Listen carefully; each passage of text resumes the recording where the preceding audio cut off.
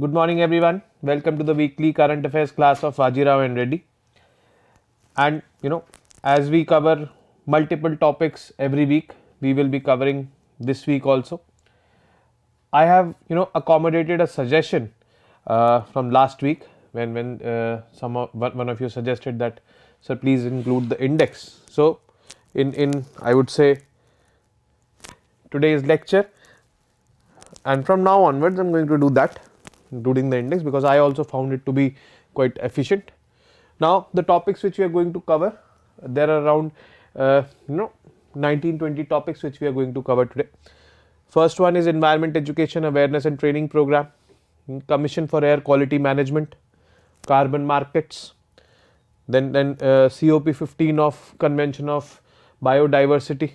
It is called as the Kunming-Montreal Agreement, very important for UPSC.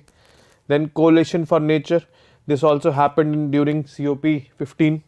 National Testing House, basically this house is for testing the EVs, electric vehicles, which are coming up, that is the future. Then organ donation in India, what is the situation of organ donations in India, and is there a law for that, how much we donate, how much the organs of the deceased persons are donated, what can be done in this aspect, it is from there. Then the global minimum tax by EU, it has been levied by European Union. What is this global minimum tax, how which kind of companies will be taxed over here, and how is it relevant for India. Then we talk about deep fakes, it is from Science and Tech. Basically it is a way of doing a cyber crime, so we will talk about this. Then Goa Liberation Day, we celebrated Goa Liberation Day in the last week, in which we were able to liberate Goa from the Portuguese. So here we discuss about that, what happened during that time. Then Northeastern Council, Prime Minister was addressing the Northeastern Council, basically the northeastern states which are very much instrumental for our development and for our Act East policy which is going on. So we'll talk about that. Then next piece of news is TKDL, Traditional Knowledge Digital Library. Basically it is a digital library or a digital I would say database where we maintain all our knowledge about or all our knowledge of the traditional medicinal forms like Ayurveda, Unani, Siddha, and we maintain a repository of those I would say practices, and we have maintained them in multiple languages, and we make them available for patents. Okay. Then Tal Chhappar Sanctuary, it is in Rajasthan, it got this protected status. What is it about, we'll see there. Then next is India's population, this is basically from an editorial, and we all know that India is going to be the most populous country by 2023 according to a UN report. So what we are doing in this respect, for the government is doing for catering to the demands of the population. So we will see in this particular section. Then International Financial Service Center Authority, basically it is an authority which regulates the international investment coming in the financial services or financial sector in India.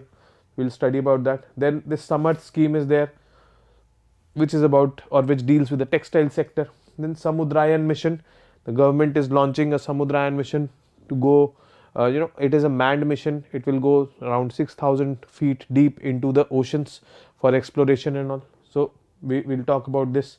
Then Committee on Content Regulation in Government Advertisements, basically governments issue advertisements all over the country. The state governments do that, the central governments do that, and in the very beginning, I think in the month of August, we covered one I would say topic in which we were talking about government advertisements, how they are regulated, and there was recently a row between the Lieutenant Governor of Delhi and the Delhi government, and in which the Lieutenant Governor issued an advisory or wanted some explanation with respect to the government advertisements done by the Delhi government. So we'll talk about that as well. It is important from polity and governance point of view. And last topic is Ayur Swasthya Yojana. Ayur Swasthya Yojana is basically related to Ministry of Ayush, in which we are promoting these forms of medicine which are there, Ayurveda, Unani, Siddha, all these things will be there. Okay. So without wasting any time, we'll start with the class.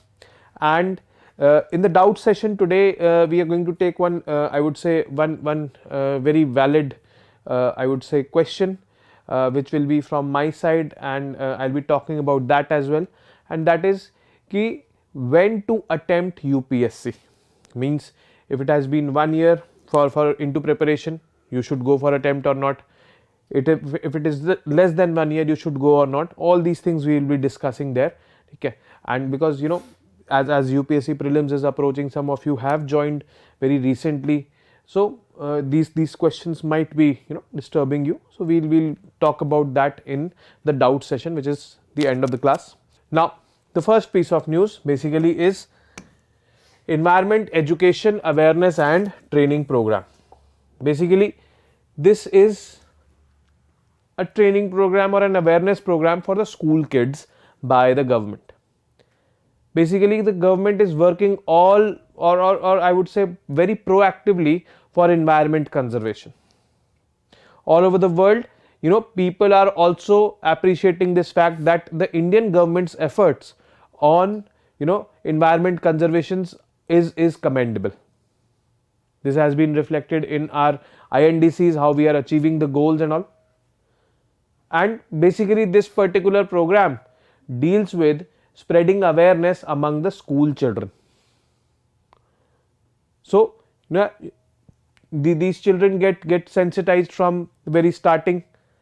In their formative ages, they come to know about the importance of environment conservation, and when they grow up to be, you know, part of the I would say economy of the country, or when they grow up, they should be knowing the basics of environment conservation and the importance of it. So basically we are creating responsible citizens for tomorrow in India. So we will see recently environment education scheme has been revamped into Environment Education Awareness and Training Program. Basically it was environment education scheme first. Now it has been revamped into Environment Education Awareness and Training Program. Now about EEAT program, if I have to talk about, it is a central sector scheme implemented by Ministry of Environment, Forest and Climate Change. Central sector scheme basically is a scheme which is formulated by the center and implemented by using the central government machinery only. The state government and the local governments are not part of it. Okay. Objective: to promote environmental awareness and mobilize students' participation for environment conservation. Students' participation for environment conservation. Under the scheme there are two major programs. First is the green crops, basically the national green crops program, and the second is national nature camping program. In the national green crops program, basically we are creating these kind of, you know, eco clubs in the schools. More than 1 lakh eco clubs have been formed in schools and colleges to educate students and to spread awareness on environmental problems. Basically a financial assistance of rupees 5,000 per eco club used to be provided under this, and there is a, you know, typing error over here. This is 100 and this is 500. Ceiling of 100 school eco clubs per district and 500 college eco clubs per state. This is basically there. Then national nature camping program, in which, you know, the school students will be taken to the various national parks or wildlife sanctuaries to give them awareness that this is how we conserve, this is the importance of conservation of you know, wildlife, flora, fauna.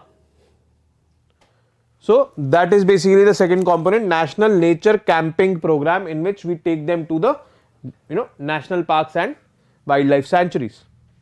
So they get this nature experience. Okay.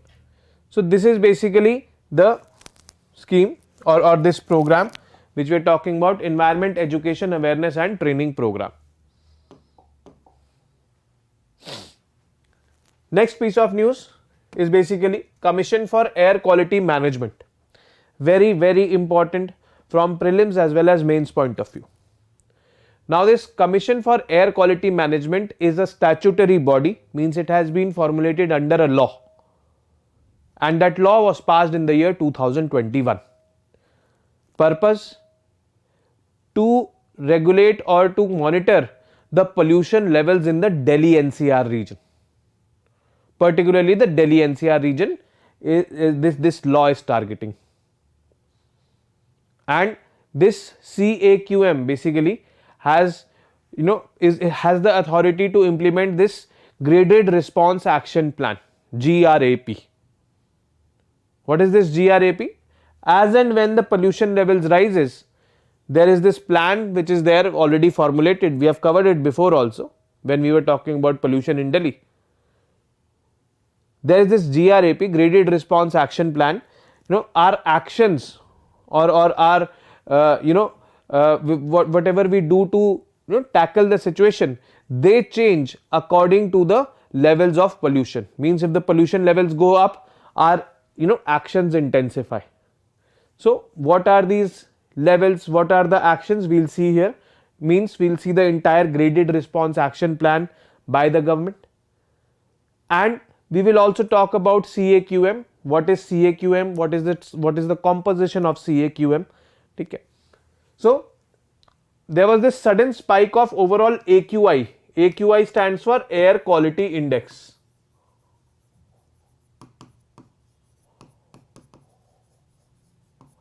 We will also learn about the basics of Air Quality Index. What are the pollutants which are included in Air Quality Index? Because in UPSC prelims there has been a question that which of the following gases are part of Air Quality Index, 2016 or 17 it was.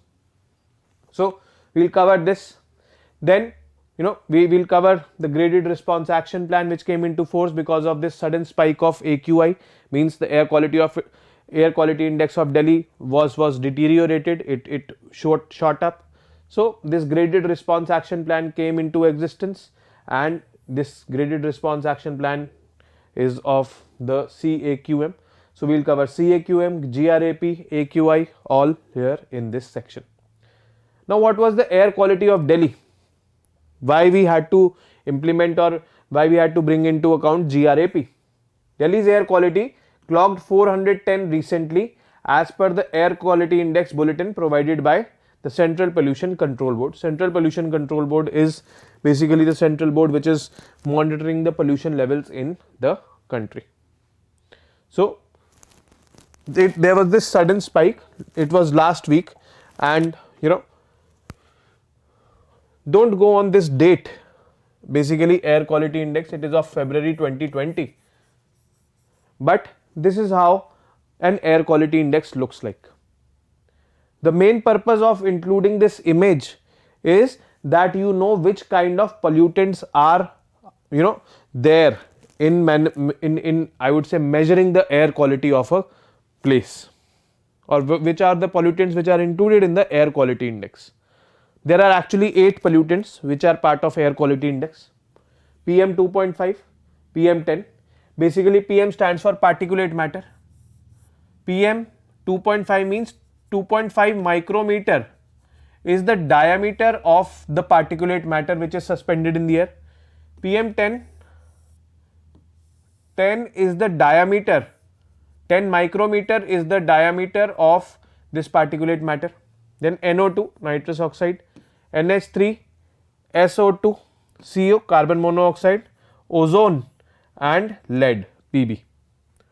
So here we can see PM 2.5, PM 10, NO2, NH3, SO2, CO and ozone. Pb is missing. Basically Pb suspensions are largely measured in water bodies, and from where they are getting emitted in the form of fumes. So largely Pb is not part of the actual AQI which is getting measured in this image which you see, but in reality yes, Pb is part of AQI. Pb you cannot see in this image, but Pb is part of Air Quality Index. So based on these 8 pollutants, or these 8 pollutants can be called as the major pollutants, we measure the air quality of a particular area. And when these pollutants, they start to get deteriorated, then problem arises. Okay. Then the air quality index shoots up. Okay. Now there is also color coding done here. If the air quality index or the, let's suppose this PM 2.5 is under permissible limits, okay, then it will be green. It starts to get alarming, it will be yellow, then orange, and then finally red. So presently 410 is basically the average, cumulative average of all these, I would say, limits. And 410 is in the red category, the severe category. Okay. So this is basically the air quality index which was concerning for Delhi, and problems arise. Now about CAQM, Commission for Air Quality Management, we will talk about. The Commission for Air Quality Management in the National Capital Region and Adjoining Areas Bill 2021 was that particular act which replaced this ordinance. Actually we introduced an ordinance in 2021 earlier because the situation was so alarming, and that ordinance was replaced by this bill. Actually October I would say 2021, the situation was very critical in Delhi. The situation was so critical that the educational institutes and all, they were closed down due to pollution. Nobody imagined. So we came to know that due to corona and all, institutes and all can be closed down. But due to pollution also they got closed down. That was new for us. The situation was so alarming in Delhi. And this ordinance came, this ordinance was replaced by this bill, and this bill brought in CAQM. Okay. Now basically if you see National Capital Region and adjoining areas, National Capital Region NCR we know, Delhi, Noida, Gurgaon, Faridabad, even Meerut is also included in the NCR region. This is NCR, and adjoining areas means beyond NCR adjoining areas also, they were also included in this bill. Why? Because air pollution is basically not, you emit in Delhi, the pollution stays in Delhi. Pollution in Delhi can be coming from the adjoining areas also. Like, we learned about how during this, when November sets in and when the farmers in Haryana and Punjab, they burn the rice stubble, pollution comes in Delhi. So adjoining areas have been defined as Haryana, Punjab, Rajasthan and Uttar Pradesh in this bill. Okay. So we are taking into account these areas also. Composition of CAQM. What is the composition? It is a commission, so it is a body comprising of people. A chairperson is there, an officer of the rank of joint secretary as member secretary and chief coordinating officer of the commission, a serving or former joint secretary from the central government, then 3 independent technical members with expertise in air pollution, 3 members from non-governmental organization means NGOs. The chairperson and the members of this commission, they have a tenure of 3 years or till the age of 70 years. Whichever is earlier. The commission will also include ex officio members. Ex officio members means from the central government and concerned state governments, technical members from Central Pollution Control Board, Indian Space Research Organization, Niti Aayog, and it may also appoint representatives of certain ministries in CAQM. Means the number of members is not fixed. There may be more, there may be less, but these members are actually, these positions will be there. Okay. So this is basically the CAQM. The job of CAQM is to monitor the pollution levels and take corrective actions in case of pollution levels go beyond the limits. So this is basically the job of CAQM. Selection of commission. How is this commission selected? Who selects them? These members of the commission.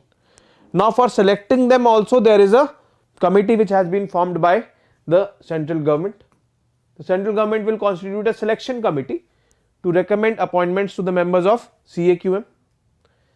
Basically, this selection committee will be headed by Minister of Environment, Forest and Climate Change. Obviously, it is related to the environment and pollution. So, Minister of Environment will be the chairperson, and members of the selection committee will include Cabinet Secretary and Minister of Commerce and Industry, Road Transport and Highways, Science and Technology. These three ministers will be there. Cabinet Secretary will be there, and Minister of Environment Forest will be the chairperson of the selection committee who will select the members of CAQM. Then functions of CAQM, basically coordinating actions by concerned state governments. They have to coordinate the actions by the concerned state governments, basically the adjoining areas which we talked about, Punjab, Haryana, UP, Rajasthan. Okay. Planning and executing plans to prevent and control air pollution in NCR, providing a framework for identifying air pollutants, conducting research and development through networking with technical institutions, training and creating a special workforce to deal with issues related to air pollution, and preparing action plans such as increasing plantation and addressing stubble burning. Okay. So, this is basically the I would say functions of CAQM which CAQM has to perform. Now, the graded response action plan, basically GRAP, what is this? Because CAQM implemented GRAP. Now, since this word graded is there, graded means as you go up, means as the pollution goes up, the response to the pollution also is different. Okay. So, what is this graded response action plan of the government? We will see.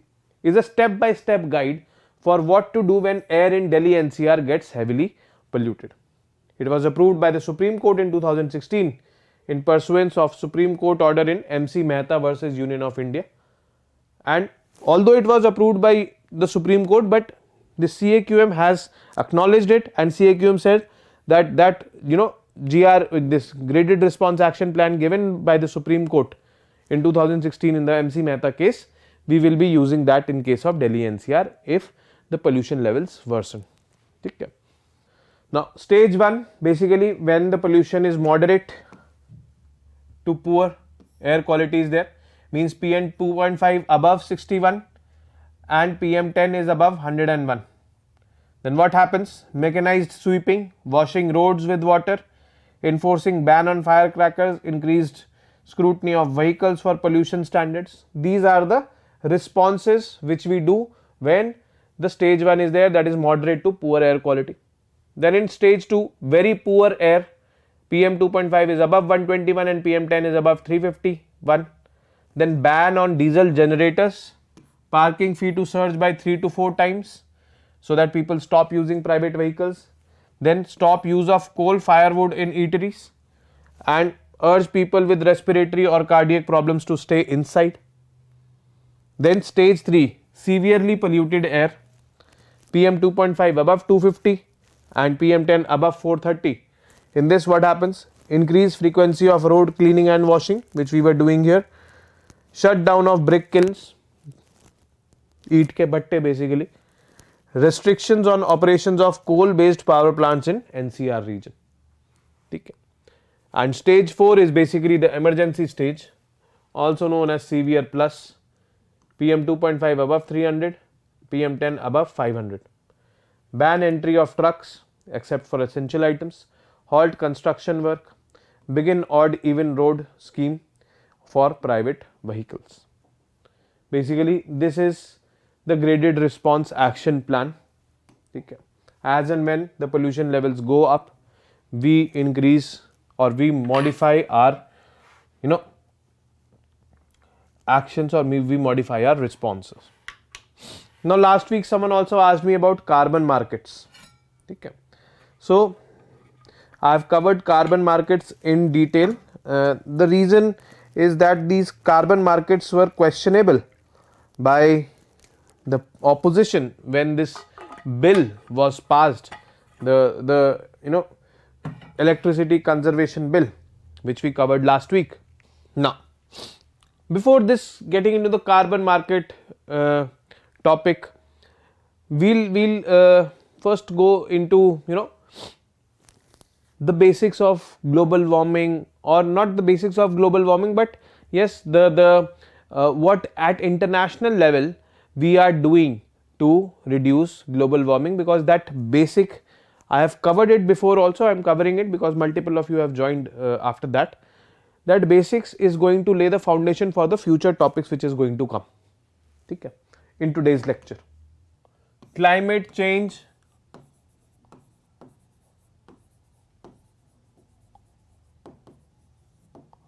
global warming basically is happening due to when the heat of the sun is coming and it is getting trapped, it is not being radiated back. Why it is not being radiated back? Because humans have emitted such gases which are trapping the heat of the sun. Such gases like CO2, such gases like ozone is there.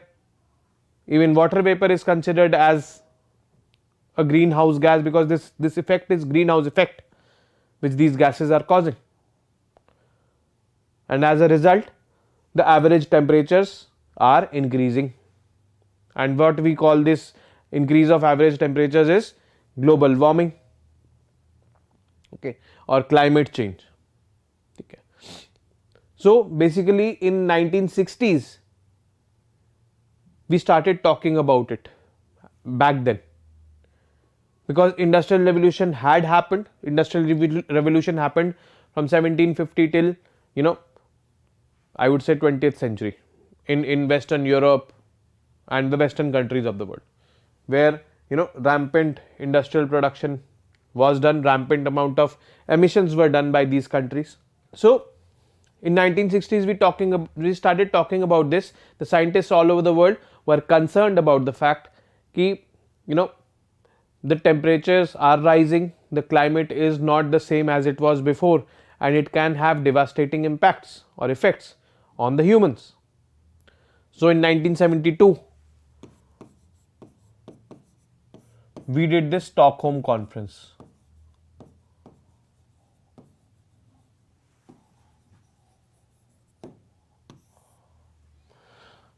Now when we did this Stockholm conference, in that we, for the very first time, it was done under the aegis of United Nations, for the very first time we discussed about global warming or climate change. But nothing concrete was adopted, no framework was adopted, no convention was adopted. But the best part or the good part was that discussions started on it. 1992, 20 years down the line,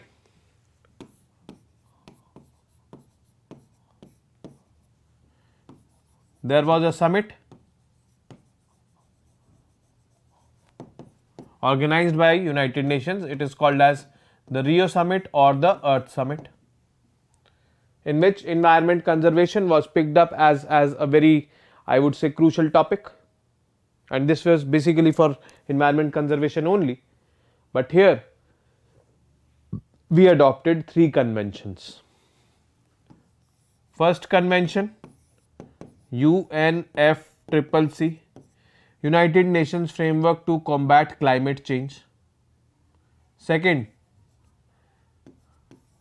UNCBD, United Nations Convention on Biodiversity.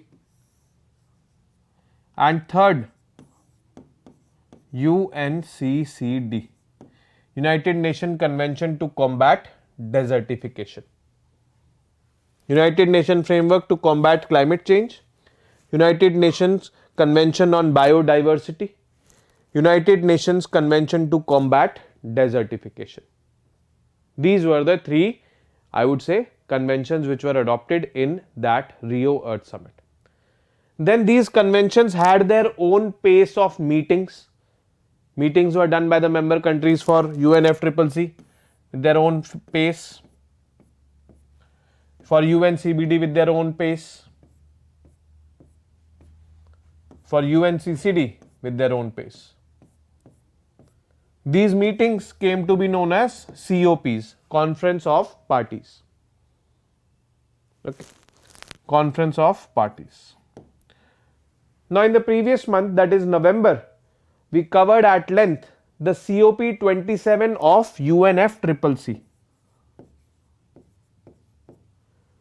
which happened in the resort city of Sharm el Sheikh, Egypt. So that was COP 27 of UNFCCC. In today's lecture, we are going to cover COP 15 of UNCBD, which happened in Montreal. So that is Kunming-Montreal Protocol, Kunming-Montreal Declaration. So that is COP 15 of United Nations Convention on Biodiversity. And this very year, that is 2022, COP 15 of UNCCD also happened. Now as a task, you have to find out where did this happen and what were the outcomes. We are not going to talk about that a bit. We have talked at length about COP 27 of UNCCC. We will be talking about COP 15 of UNCBD today in today's lecture. Okay. And that happened in the month of May 2022. So you have to find out that COP 15 of UNCCD. Okay. Now let us come back to UNFCCC here. Okay. For climate change it is. Now in 1997, in a conference of party held in Kyoto, which came to be known as Kyoto Protocol, it was passed in 1997, but it was adopted by the countries in 2005. And what was there in the Kyoto Protocol? The countries were divided into two. First was the developing countries. Those were called as Annexure A countries, the developing, and the second were developed.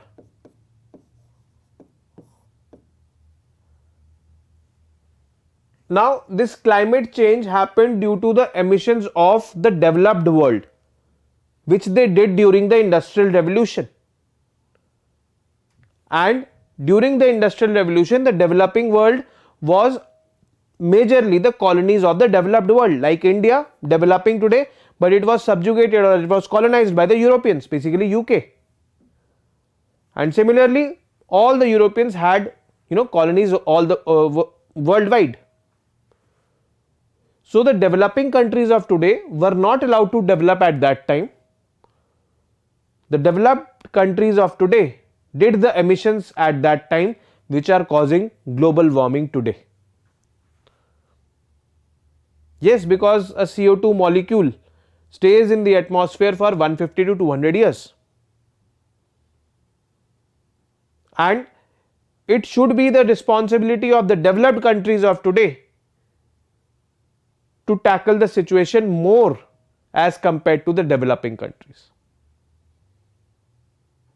And the agony is, or the apathy is, that the developing countries, they are at the receiving end. They are not developed abhi.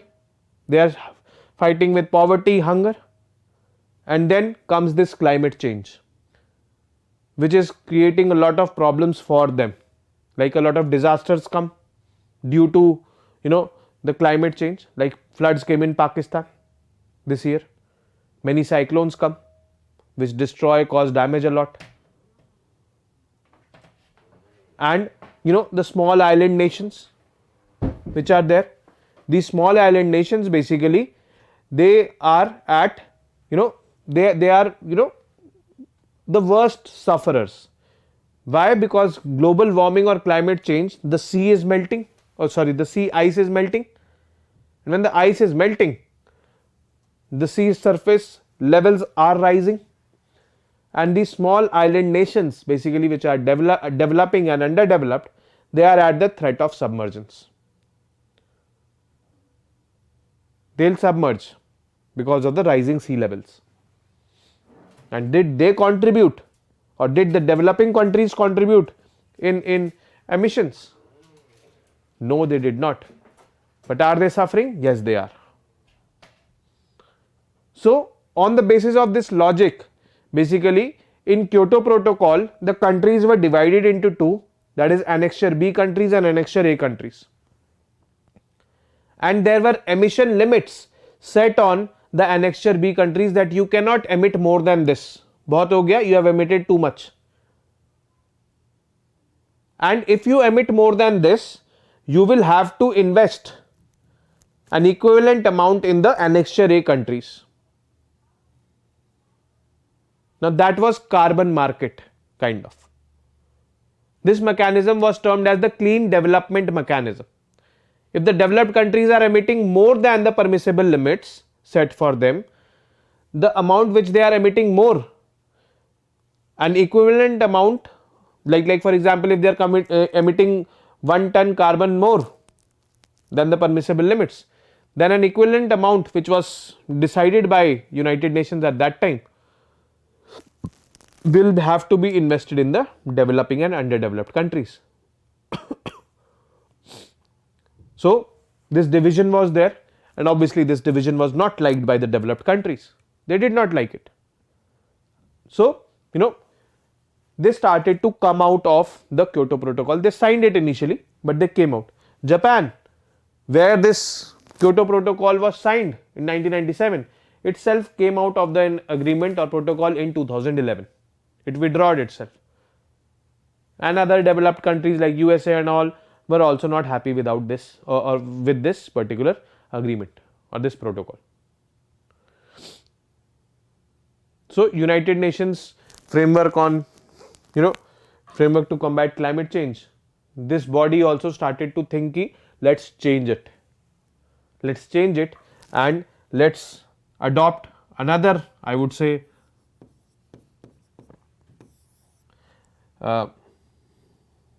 framework, and that happened in 2015 in the city of Paris, and this came to be known as the Paris Pact. Now in this Paris Pact, basically we were not dividing the countries into developed and developing, because that was not a feasible model. What we did was, we gave the responsibility to each and every country. Each and every country means whether developed, developing, underdeveloped, that you determine by yourself that how can you conserve the environment, what contributions you can do to conserve the environment. And thus came the INDCs. INDCs basically stand for Intended Nationally Determined Contributions. Means all the countries, what do you intend to contribute for conserving the environment? This was INDCs. India submitted its 3 INDCs in 2016, and people were like, what are you doing? You are a developing country and these INDCs are way too ambitious. The developed countries do not have these kind of INDCs. India said, okay, I'll do. So COP 26, it happened in Glasgow 2021. In that, India said that I am achieving this by 2025. The target year was 2030. So these 3 I'll achieve by 2025. In COP 26, that is in 2021, which happened in Glasgow, we upgraded our INDCs. We said, forget 3, I'll be doing 5 INDCs now. So another task for you guys, we have covered it before. जो लोग थे पहले उन्होंने कर रखा होगा, ठीक है, but those who have joined new, you have to find out the first 3 INDCs which we submitted, and then the remaining 5, the new 5 INDCs which we have submitted. These new 5 INDCs have been termed as Panchamrit by the Prime Minister of India. And that is why on this environment conservation front, we are doing a lot. And that is why in the first news which we talked about, that awareness training program for the school children, I told you that we are doing too much in that, and we want to build responsible citizens for the future also. Okay. So this was there. Now this emission restrictions are not there on the developed countries. They are, these restrictions are removed. Now it is voluntary for them basically to, contribute to the developing and underdeveloped countries or not. Actually not voluntary. There was this COP15 in 2009 in which the developed countries pledged that we will be investing $100 billion in the developing and underdeveloped countries by 2020. We will start doing it. But carbon markets as of now are voluntary. If they feel that they are emitting more, they can invest in the developing and underdeveloped countries. It is up to them. Earlier, before 2015, when the Kyoto Protocol was there, it was mandatory for them. Okay, so that was a mandatory carbon market. Now is a voluntary carbon market. Okay, this is there. But yes, the developing and underdeveloped countries need climate finance, need finance from the developed countries so that they can fulfill their INDCs. I am not talking about India. India can do, India will do, but think about those small island nations. Think about the underdeveloped countries. In Africa, many countries are there. They have also pledged their INDCs. Will they be able to do? So that is there. And India also projects itself in such a way that I also need money. Give me money also, because I am developing. Okay. So this is basically the, I would say, equation with respect to this climate finance or carbon market. Now we will study about the carbon markets which is rolled out by this law, and this is the carbon markets within India. We are not talking about international carbon markets. It is the carbon market within India which that law has introduced. Now, the Parliament of India recently passed the Energy Conservation Bill 2022, which we covered last week, and basically the opposition's demand was, when this bill was passed, that it should be sent for scrutiny to a parliamentary committee amid concerns over carbon market, because carbon markets are very loosely defined in this bill. Now basically the bill amends the Energy Conservation Act of 2001 and all. We saw it at that time. Okay. Now what are carbon markets? We have to study. This image I will come at a later stage when I will discuss about. Now need to develop carbon markets in India. Okay. Basically, in order to keep global warming within 2 degrees Celsius, ideally within 1.5 degrees Celsius. What is this 2 degree or 1.5 degrees Celsius?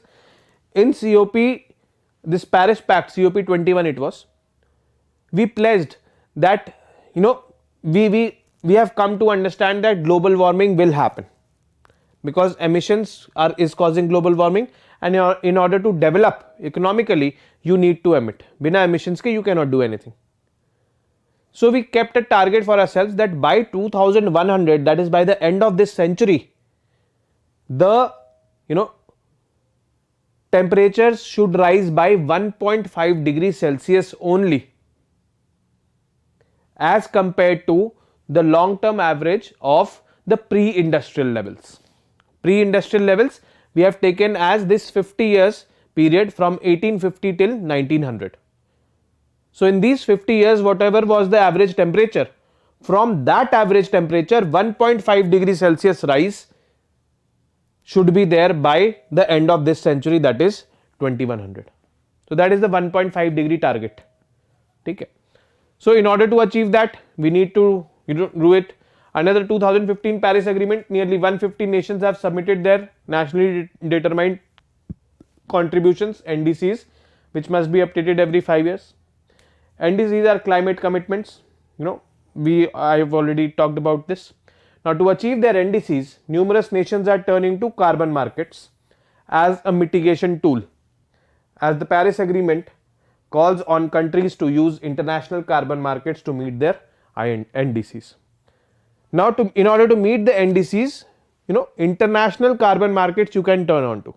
Okay. So basically we need an internal carbon market also, so that our country or our companies over here which are involved in emissions and all, they also should be under watch. If they are under watch, then definitely we can convincingly go for international carbon markets. By saying that we have a domestic carbon market, we are wanting finance from the international carbon market also. Then, is the concept of carbon markets new for India? Again, there is a typing mistake. Previously, the developing countries, particularly China and Brazil, benefited considerably from the similar carbon markets under Kyoto Protocol's Clean Development Mechanism. I told you about the carbon markets at that time when there were emission restrictions on Annexure B countries, and they had to give finance if they exceeded the emissions beyond those limits.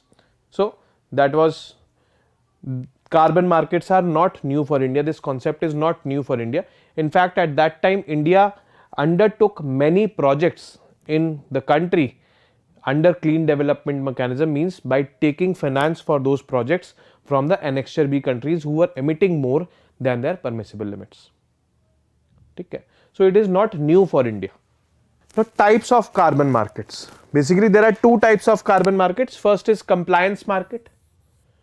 Now, these are set up by policies at the national, regional or international level and are officially regulated and mostly operate under a principle called cap and trade. Means Kyoto Protocol में क्या हुआ था कि there was this international law or convention which set the permissible limits. Now there is this government which is there, or any body, authority which is there, which is setting the limits for emissions, and if any entity exceeds that limit, it becomes mandatory for that entity to contribute in the carbon markets. Basically, what will happen? We will go back to that image. Now, here is that. Now, this is a situation where the government has created this law or a rule. Okay, for those companies or for those entities that this is the limit. If you emit beyond this limit, you will have to buy carbon credits, and you will have to give money to buy carbon credits. So here is one entity A, means he is emitter A, he is emitting beyond the permissible limits. This is excess GHG emissions.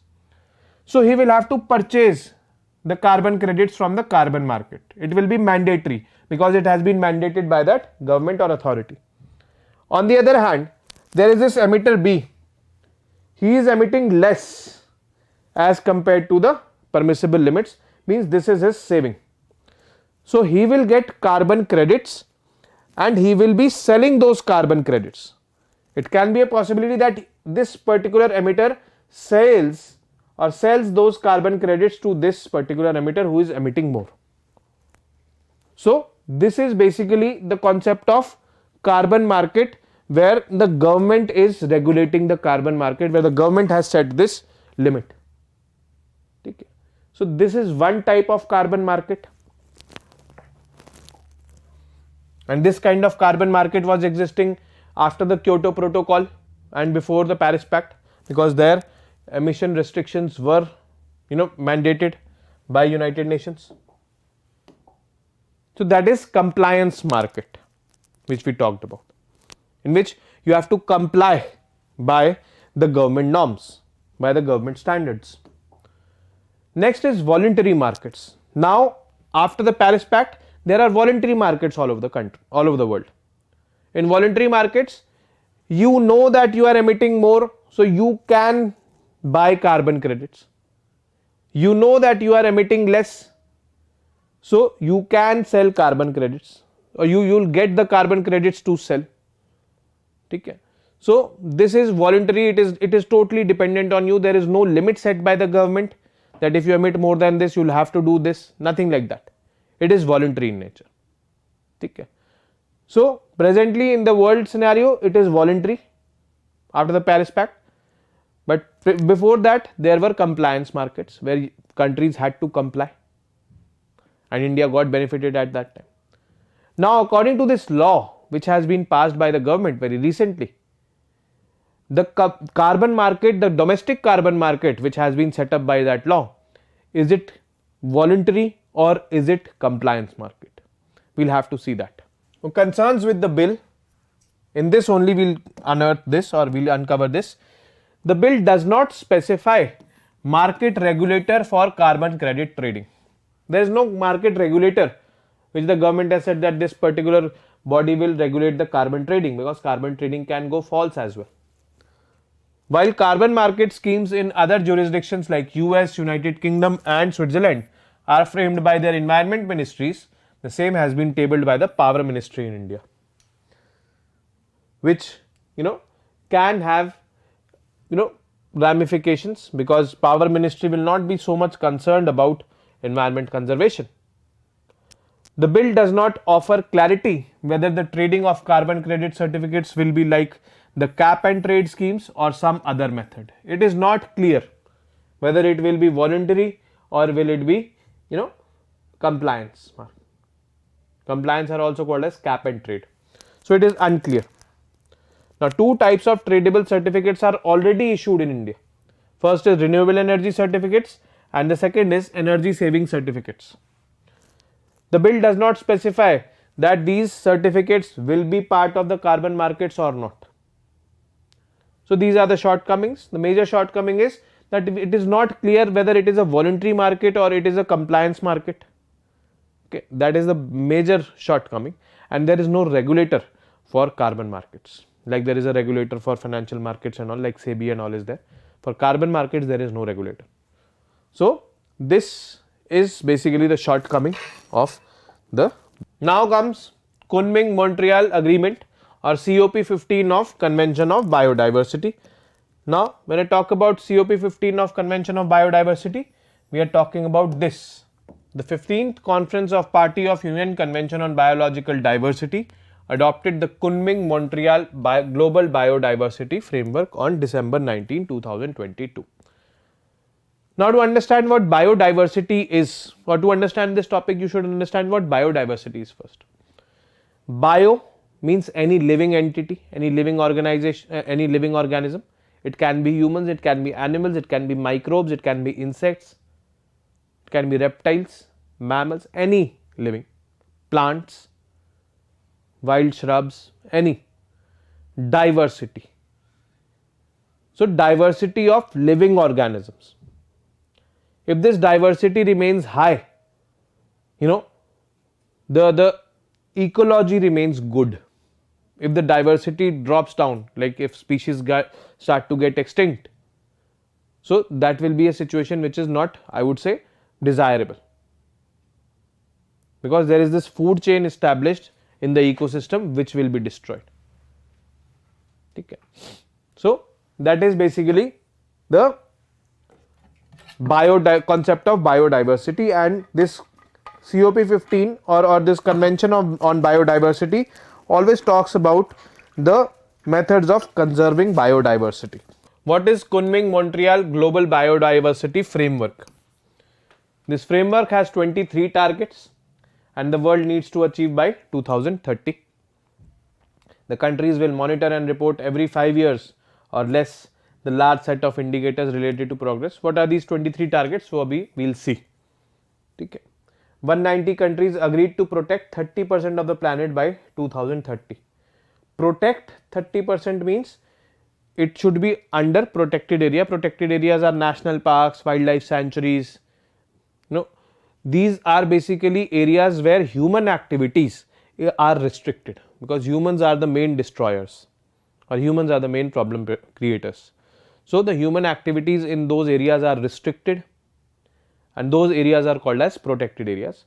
So, basically the people have said that 30% of the planet will be protected or should be protected by 2030. Means every country has to protect 30% of its area.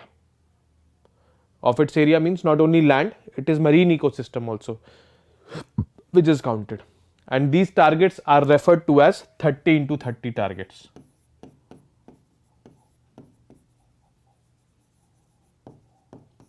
In which 30% of the area is protected and by 2030. Okay. So this is basically there, and for this the Global Environment Facility has been requested to establish a special trust fund to support the implementation of Global Biodiversity Framework. This is basically the Global Biodiversity Framework, the 23 targets which we have to achieve. So this Global Environment Facility is basically a body under United Nations only, which is responsible for funding the programs with respect to climate change, biodiversity, desertification and all. Okay. So this Global Environment Facility has been requested to keep a separate fund so that we can meet the targets under this Global Biodiversity Framework. Okay. This in COP15 of CBD, we adopted this Global Biodiversity Framework, which has 23 targets. So for this we need to keep a separate fund. Now what are the provisions of COP15? First and the most commonsensical, conservation, protection and restoration of biodiversity. Countries committed to protecting 30% of the land. When an area is protected, so biodiversity is obviously conserved because human activities are restricted over there. Okay. And 30% of coastal marine areas by 2030, fulfilling the deal's highest profile goal known as 30 by 30 targets. The deal also aspires to restore 30% of degraded lands and waters throughout the decade from an earlier aim of 20%. And the world will strive to prevent destroying intact landscapes and areas with a lot of species, and we'll bring it close to zero by 2030. We'll stop destroying those areas which has a lot of diversity. Then money for nature. Signatories, they said that $200 billion per year is channeled for conservation, should be channeled, and out of this $200 billion, $20 billion will be coming from the developed countries. So this is the basic target, $200 billion per year for conservation of the, I would say, biodiversity. Then big companies report impact on biodiversity. Whatever big companies are there, big corporates which are doing a lot of emissions, which are doing a lot of activities, they should be reporting to their respective governments wherever they are working, wherever they are operating, that what is the impact of your activities on the biodiversity. Let's suppose this company Coca-Cola is there. Okay. Now Coca-Cola manufactures soda water to drink. Okay. And in manufacturing soda water, it does a lot of emissions, not only air pollution, it does a lot of water pollution also. And what if the water pollution it is doing, it is killing the insects and microbes in and around the area where the emissions are being happening.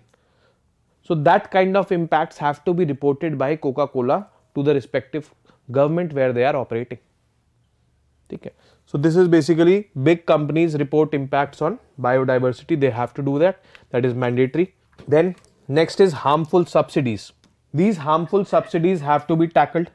Harmful subsidies, basically subsidies are support from the government. How can they be harmful? Like for example, if the government is giving subsidies on fertilizers, the farmers are rampantly using fertilizers because fertilizers are cheap now, government is giving subsidy on that. Okay. So they, I would say, use it rampantly, they use it unjudiciously because it is cheap and it will give more productivity, but this hampers the biodiversity of that region. What if these fertilizers are destroying the biodiversity of the region where they are being applied? Okay, crops it is growing, but biodiversity is being destroyed or it is being impacted, and it is due to that subsidies. If the government withdraws those subsidies, then judicious use of those fertilizers will start to happen. So that is there in this harmful subsidies wala point, those have to be looked into by the governments. Then pollution and pesticides. Now I talked about fertilizers. Fertilizers increase the productivity. Pesticides are also applied by the farmers, but pesticides are basically for killing the pests like rodents and all, जो crops को attack करते हैं, उनको मारने के लिए pesticide होता है, ठीक है। सो अब उनको मार रहे हैं तो बायोडाइवर्सिटी इज कमिंग डाउन, ठीक है। So we have to judiciously use pesticides also in agriculture because we have to do food productivity, वरना वो खा जाएंगे, and we have to use it in such a way कि उनकी population भी एकदम से it does not come to zero. So we have to take that also into account, the judicious use of pesticides. Earlier in this COP it was said that we have to reduce the pesticide usage by 2/3, but that was too much. So late in the later half of the meeting it was agreed कि at least half तो हमें reduce करना है, we have to reduce it at least half, ठीक है। So that is there. So now presently we have to reduce usage of pesticides to at least half by 2030, whatever we are doing now. Earlier it was discussed that 2/3 तक reduce करो. Then monitoring and reporting progress. No, 23 targets are there.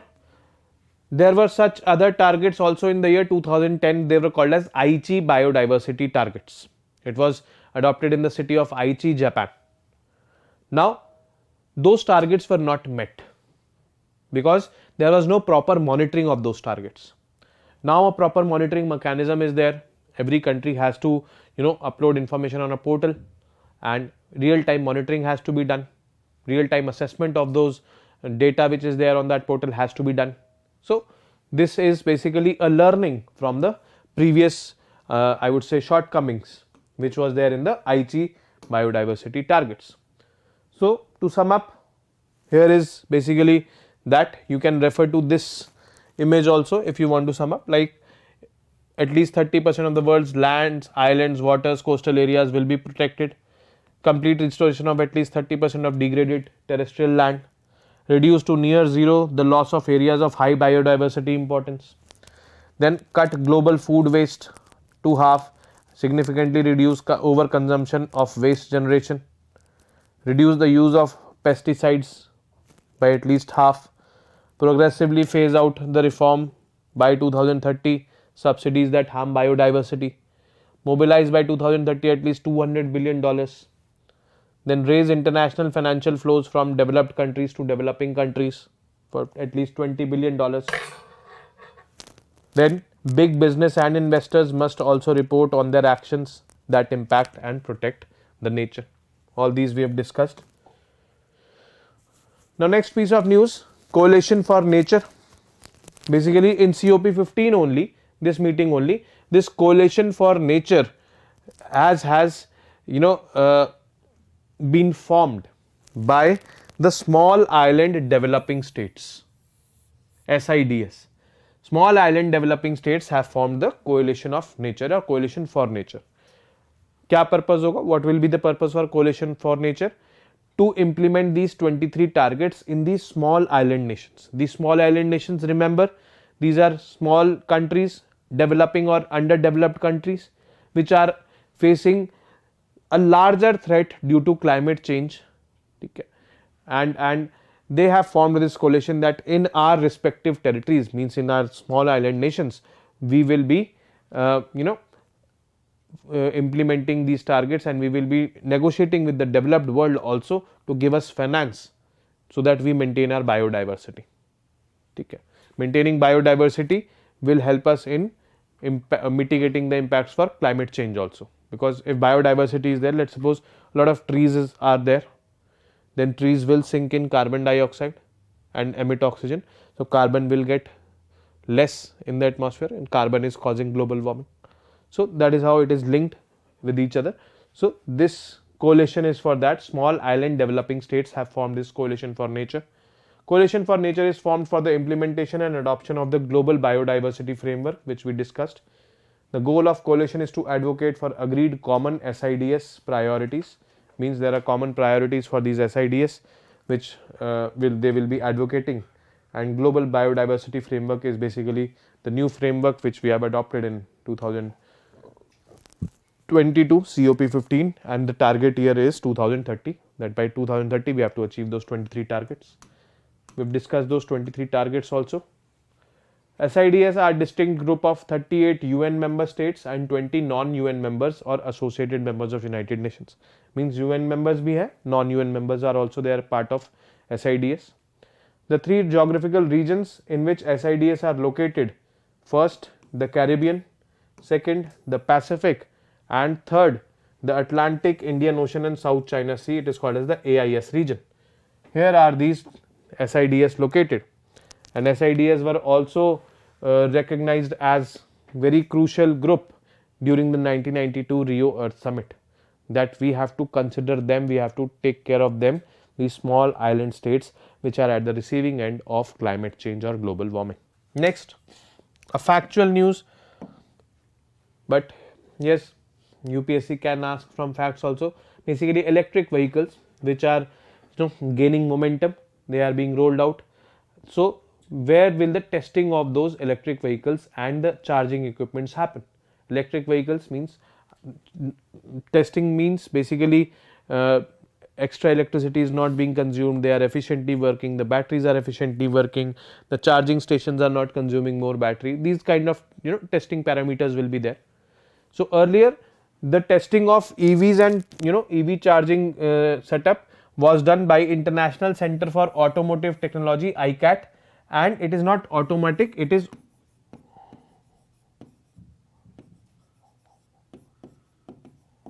Automotive Research Association of India, ARAI, ठीक है, or Automobile Research Association of India is also, it is also referred to as. They are providing testing facilities for electric vehicles in India. As of now they are, but the National Testing House will be doing it from now onwards, because National Testing House will begin testing facilities for EVs and by the next fiscal at its Mumbai and Kolkata facilities. This the government has declared, and ICAT and ARAI will not be doing it. Now about National Testing House, it was originated in the year 1912 as Government Test House at Alipore, Calcutta. The Britishers were here. Presently it is functioning as a subordinate office under Ministry of Consumer Affairs, Food and Public Distribution and Department of Consumer Affairs. It is registered in the government e-market as a service provider also. GEM is a government marketplace where various vendors and all can register themselves and they can offer their services. So this is offering testing services over there, and government has picked up this National Testing House for testing the EVs, electric vehicles and charging equipments. It basically imparts its services to the nation through 7 of its regional branches located at Kolkata, Mumbai, Chennai, Ghaziabad, Jaipur, Guwahati and Varanasi. It is also expanding its services for water testing and fertilizer testing among other areas. So this is all about the National Testing House. Now the next piece of news is organ donation in India. Now organs, basically we all know the kidney is an organ, heart is an organ. So people do donate organs in India. As and when fatalities are growing up, diseases are growing up, there is more requirement of organ donation. But organ donation in India is a bit challenged, is very less, I would say. How less it is, we'll see. And see, organ donation can be done by either alive persons or dead persons. Alive persons तो ठीक है, in I would say मजबूरी में वो करेंगे, but dead persons को तो करना चाहिए, ठीक है. So we'll see how many dead persons are donating, how many live persons are donating, whether in India alive persons are donating more than the dead persons. What are the challenges in this? Is there a law which is regulating organ donation in India? Where else organ donation is good? In which country? Now, as per the data shared in the Parliament by Union Health Ministry, after a dip in 2020, basically organ donation came down in 2020 owing to the pandemic. Organ donations picked up again in 2021 with 12,387 organs harvested from the deceased. Means these many organs were harvested, means these many organs were donated. ठीक है. as well as living donors, deceased as well as living donors, means total number of organs donated in 2021 were 12,387. Now here is this chart. Okay. This dark blue is the organs donated by deceased, this light blue is the organs donated by living, and percentage of deceased donations, means in 2021 only 14% of the donations of 12,387 total donations were done by deceased, means only 1743 organs were donated by the deceased as compared to organs donated by the living personnel. And this has been the trend through all the years. You see the number of organs donated by the deceased is less in India, the number of organs donated by the living people are more. Now India has an organ donation rate of about 0.52 per million population, means per 10 lakh population only 0.52 persons donate organs, whereas this particular figure for organ donation in Spain is the highest in the world. It is 49.6 per million population, means 49.6 persons per million population donate their organs. Actually in Spain there is this natural law that when you die your organs will be donated. If you do not want to donate your organs when you die, you have to sign that form, whereas in India it is opposite. If you want to donate, you have to declare it to the government, and after you dying the consent of the family members is also sought, whether organ donation you want to do or not of the person, of your relative who has died. So it is basically a two-step verification, which is problematic in India. And if you have said that you want to donate and once you die your relatives say that they will not donate, they do not give consent, it will not be donated. Why we need to increase organ donations? Basically there is increased demands of organ failures or increased demands due to diseases. In absolute numbers, if I talk about, India conducts the third highest number of transplants in the world. Of the estimated 1.5 to 2 lakh persons who need a kidney transplant every year, only around 8,000 get one, and of the 10,000 who need a heart transplant, only 200 get it. This is the data from India. Demand is on the rise because of the increasing prevalence of lifestyle diseases, and basic organs like hearts and lungs can be retrieved only from deceased donors. You cannot retrieve heart and lungs from a living personnel. Okay. So that is why this is a problem. Then precious resources are wasted. Many people die, particularly in road accidents. There are around 1.5 lakh deaths in India. We've covered that also in previous months. And those people, their resources, their organs are considered as resources, they are wasted. Whereas their organs can give life to many people. So likewise things can happen. We need donations or increased donations. That is why. Is there a legislation? Yes, there is a law for that. The law is named as the Transplantation of Human Organs Act. It was found or it was promulgated in the year 1994. In the year 1995 the rules were declared for this law, and these rules were amended in 2014, and according to these amended rules, not only organs can be donated, now tissues could also be donated. Tissues basically make up organs. Okay. So tissue donation was also allowed, and there is this commercialization of organs is a punishable offence. Basically if you are trading in organs, that is basically a punishable offence. Then institution, National Organ and Tissue Transplant Organization, NATO, is basically an institution which is under the Ministry of Health and Family Welfare, and it lays down the policy, it overlooks organ donation in India, this particular institution. So this is there. Why low organ donation rate in India is existing? Basically existing system, as I told you, in India a person has to register to be an organ donor and the family has to consent after it, consent to it after death. Okay. So that is an issue. Even if the family members refuse, they do not give consent, organs are not donated. On the other hand, in Spain they have an opt-out system. Basically automatically or naturally it is deemed that when you die your organs will be donated, but if you want to opt out, if you do not want to donate, you have to opt out of this system. This is the system over there.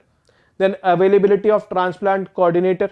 Basically, transplant coordinator is a person who is into coordinating. If a patient needs an organ, so that transplant coordinator will be coordinating with the donors.